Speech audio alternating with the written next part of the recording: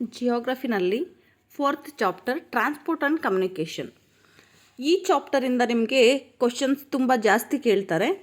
ಹಾಗೆಯೇ ನಿಮಗೆ ಪಾರ್ಟ್ ಬಿನಲ್ಲಿ ಬರುವಂಥ ಟ್ರಾನ್ಸ್ಪೋರ್ಟ್ ಆ್ಯಂಡ್ ಕಮ್ಯುನಿಕೇಷನ್ ಟ್ರೇಡ್ ಅಂತ ಒಂದು ಚಾಪ್ಟರ್ ಇದೆ. ಅದರಲ್ಲಿ ನಿಮಗೆ ಕಡಿಮೆ ಪ್ರಶ್ನೆಗಳು ಬರುತ್ತೆ. ಆದರೆ 4th ಚಾಪ್ಟ್ರಲ್ಲಿ ಟ್ರಾನ್ಸ್ಪೋರ್ಟ್ ಆ್ಯಂಡ್ ಕಮ್ಯುನಿಕೇಷನ್ ಏನಿದೆ, ಈ ಚಾಪ್ಟರ್ಗೂ ಆ ಚಾಪ್ಟರ್ಗೂ ಕಂಪೇರ್ ಮಾಡಿದ್ರೆ ಅಲ್ಲಿನ ಟ್ರಾನ್ಸ್ಪೋರ್ಟ್ ಆ್ಯಂಡ್ ಕಮ್ಯುನಿಕೇಷನ್ಗಿಂತ ಈ 4th ಚಾಪ್ಟರ್ ಟ್ರಾನ್ಸ್ಪೋರ್ಟ್ ಆ್ಯಂಡ್ ಕಮ್ಯುನಿಕೇಷನಿಂದನೇ ಪ್ರಶ್ನೆಗಳು ಜಾಸ್ತಿ ಬರುವಂಥದ್ದು ಅಂತ ನೋಡಬಹುದು.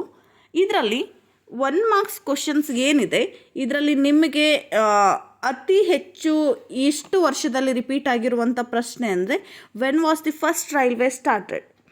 ಈ ಪ್ರಶ್ನೆ ಪದೇ ಪದೇ ರಿಪೀಟ್ ಆಗಿದೆ. ಹಾಗಾಗಿ ಇದು ಇಂಪಾರ್ಟೆಂಟ್ ಕ್ವಶನ್ ಅಂತಲೇ ಹೇಳ್ಬೋದು. When was the first railway started? 1825 ಅಂತ ಈ ಪ್ರಶ್ನೆ ನಿಮಗೆ ಕೇಳಬಹುದು. ಹಾಗೆಯೇ ವಾಟ್ ಈಸ್ ಟ್ರಾನ್ಸ್ಪೋರ್ಟೇಷನ್?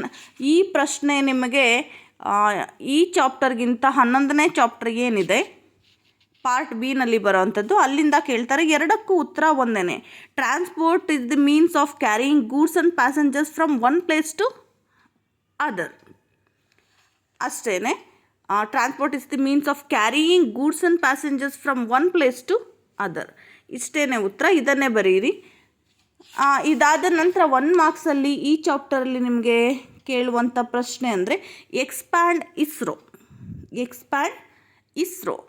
ನಿಮಗೆ ಎಕ್ಸ್ಪ್ಯಾಂಡ್ ಮಾಡಲಿಕ್ಕೆ ಇಸ್ರೋ ಹೆಚ್ಚಾಗಿ ಕೇಳ್ತಾರೆ. ಬಿಟ್ಟರೆ UNDP ಸೆಕೆಂಡ್ ಚಾಪ್ಟರಲ್ಲಿ ಏನಿದೆ ವರ್ಲ್ಡ್ ಪಾಪ್ಯುಲೇಷನ್ ಸೆಕೆಂಡ್ ಚಾಪ್ಟರ್ ನೋಡಿದ್ರಲ್ಲ, ಆ ಚಾಪ್ಟ್ರಲ್ಲಿ UNDP ಅದನ್ನು ಎಕ್ಸ್ಪ್ಯಾಂಡ್ ಮಾಡಿ ಅಂತ ಕೊಡ್ಬೋದು. ಅದನ್ನು ಬಿಟ್ಟರೆ ಇಸ್ರೋ ಇದು ಕಂಪಲ್ಸರಿ ಕೇಳುವಂಥ ಪ್ರಶ್ನೆ. ಇಂಡಿಯನ್ ಸ್ಪೇಸ್ ರಿಸರ್ಚ್ ಆರ್ಗನೈಜೇಷನ್, ಇದನ್ನು ಒಂದು ಸಲ ನೋಡ್ಕೊಳ್ಳಿ. ಹಾಗೆಯೇ which is the busiest canal in the world? ಇದು ಸಹ ತುಂಬ ಸಲ ರಿಪೀಟ್ ಆಗಿರುವಂಥ ಪ್ರಶ್ನೆ. ಸೂಯೆಜ್ ಕೆನಾಲ್, ಇದು ತುಂಬ ಸಲ ರಿಪೀಟ್ ಆಗಿದೆ. Which is the busiest canal? ತುಂಬ ಬ್ಯುಸಿಯಾಗಿರುವಂಥ ಕೆನಾಲ್ ಯಾವುದು ವರ್ಲ್ಡಲ್ಲಿ ಅಂತ ಕೇಳಿರೋವಂಥದ್ದು. ಏನು which is the largest news agency in the world? ಇದು ಸಹ ಸುಮಾರು ಸಲ ಕೇಳಿದ್ದಾರೆ. Which is the largest news agency in the world? Reuter ಅಂತ ನ್ಯೂಸ್ ಏಜೆನ್ಸಿ ಹೆಸರು. ಇದನ್ನು ಸಹ ಕೇಳಿದ್ದಾರೆ. ಈ ಪ್ರಶ್ನೆಗಳು ನಿಮಗೆ 4th ಚಾಪ್ಟ್ರಲ್ಲಿ ಬರಬಹುದಾದಂಥ ಅಂದರೆ ಕೇಳಬಹುದಾದಂಥ ಇಂಪಾರ್ಟೆಂಟ್ ಕ್ವಶನ್ಸ್ ಅಂತ ಹೇಳ್ಬೋದು. ಇದಾದ ನಂತರ ಉಳಿದಂಥ ಪ್ರಶ್ನೆಗಳು ಅಂತ ತಗೊಂಡಾಗ 1 ಮಾರ್ಕ್ಸಲ್ಲಿ ನಿಮಗೆ ಇದಿಷ್ಟನ್ನು ಕೇಳ್ತಾರೆ. ಇನ್ನು 2 ಮಾರ್ಕ್ಸಲ್ಲಿ ಕೇಳಬಹುದಾದಂಥ ಪ್ರಶ್ನೆ ಅಂದಾಗ state the different types of transportation, ಅಂದರೆ ಸಾರಿಗೆಯ ವಿಧಗಳನ್ನು ಬರೆಯಿರಿ ಅಂತ ಕೇಳಬಹುದು. State the different types of transportation, ಇದು 11th ಚಾಪ್ಟ್ರಿಂದ ಕೂಡ ಸೇಮ್ ಇದೆ ಕ್ವಶನ್ ಕೇಳಬಹುದು. ಈ ಚಾಪ್ಟ್ರಿಂದ ಕೇಳಿದ್ರೂ ಇಲ್ಲ 11th ಚಾಪ್ಟ್ರಿಂದ ಕೇಳಿದ್ರೂ same answer. Land transport, water transport, air transport, extra pipeline transport ಒಂದು ಆ್ಯಡ್ ಆಗಿದೆ. ಹಾಗಾಗಿ 4 ಟೈಪ್ಸನ್ನು ನೀವು ಬರೀಬೇಕಾಗುತ್ತೆ. Land, water, air and pipeline transport. ಇದಾದ ನಂತರ name any 2 different highways of north America. 2 ಸಲ ಈ ಪ್ರಶ್ನೆಯನ್ನು ಕೇಳಿದ್ದಾರೆ ಇಷ್ಟು ವರ್ಷಗಳಲ್ಲಿ. Name any 2 different highways of north America ಕೇಳಿದ್ದಾರೆ. The trans Canadian highway, the Alaskan highway. ಇದೆರಡನ್ನು ಒಂದು ಸಲ ನೋಡ್ಕೊಂಡಿರಿ, ಯಾಕಂದರೆ ಕೇಳೋ ಸಾಧ್ಯತೆ ಇರುತ್ತೆ. The trans Canadian highway, the Alaskan highway. ಇದಾದ ನಂತರ name the 2 shipping canals of the world. ಇದು ತುಂಬ ಇಂಪಾರ್ಟೆಂಟ್ ಕ್ವಶನ್, ಯಾಕಂದರೆ ಪ್ರತಿ ಸಲ ಕೇಳಿರುವಂಥ ಪ್ರಶ್ನೆ. Name the 2 shipping canals of the world. Suez canal, Panama canal. ಇದರಲ್ಲಿ ಬ್ಯುಸಿಯೆಸ್ಟ್ ಕೆನಾಲ್ ಯಾವುದು ಅಂದರೆ ಸೂಯೆಜ್ ಅಂತ ಬರೀತೀರಾ. ಹಾಗೆಯೇ 2 shipping canals of the world ಅಂತ ಕೇಳಿದ್ರೆ ಸೂಯೆಜ್ ಆ್ಯಂಡ್ ಪನಾಮಾ, ಇದೆರಡನ್ನು ನೆನಪಿಟ್ಕೊಳ್ಳಿ. ಇದು ಕೇಳ್ತಾರೆ. ಹಾಗೆಯೇ mention any 2 means of modern communication. ಇದೊಂದು ಪ್ರಶ್ನೆ ತುಂಬ ಈಸಿ ಇರುವಂಥ ಪ್ರಶ್ನೆ. Mention any 2 means of modern communication. Modern ಕಮ್ಯುನಿಕೇಷನ್ದು ಯಾವುದಾದ್ರೂ 2 ಉದಾಹರಣೆಗಳನ್ನು ಬರೆಯಿರಿ ಅನ್ನೋ ಅರ್ಥ ಇದಕ್ಕೆ.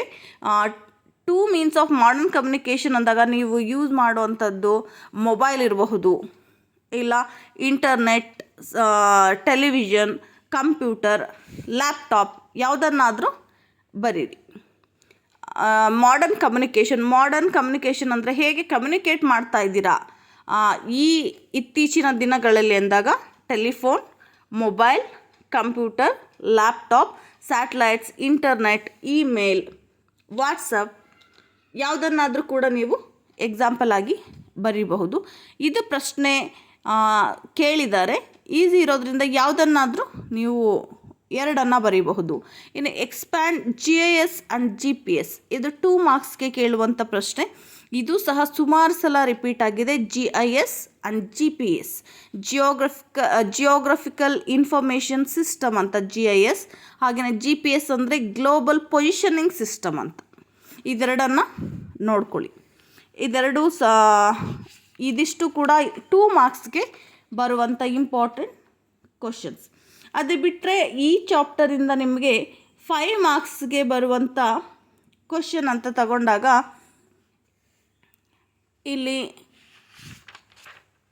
Right about the world road transport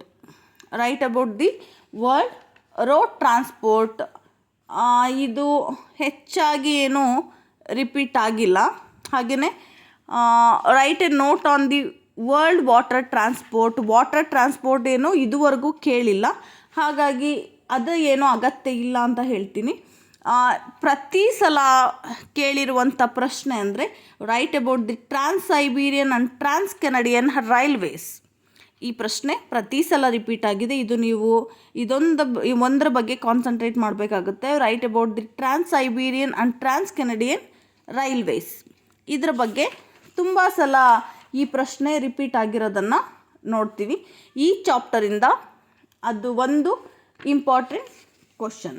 ಅದು ಬಿಟ್ಟರೆ right about the world road transport ಇದು ಕೇಳಿರೋದು ಕೂಡ ಕಡಿಮೆ. ಹಾಗೆಯೇ ವರ್ಲ್ಡ್ ವಾಟರ್ ಟ್ರಾನ್ಸ್ಪೋರ್ಟ್ ಬಗ್ಗೆ ಕೇಳಿರೋದು ಕೂಡ ಕಡಿಮೆ, ಕೇಳಿಲ್ಲ. ಆದರೂ ಒಮ್ಮೆ ನೋಡ್ಕೊಳ್ಳಿ. ಆದರೆ ಹೆಚ್ಚು ಕಾನ್ಸಂಟ್ರೇಟ್ ಮಾಡಬೇಕಿರೋದು trans Siberian and trans Canadian railways ಬಗ್ಗೆ ಕಾನ್ಸಂಟ್ರೇಟ್ ಮಾಡಿ. ಹಾಗೆಯೇ ಎಕ್ಸ್ಪ್ಲೇನ್ ದಿ ಸಿಗ್ನಿಫಿಕೆನ್ಸ್ ಆಫ್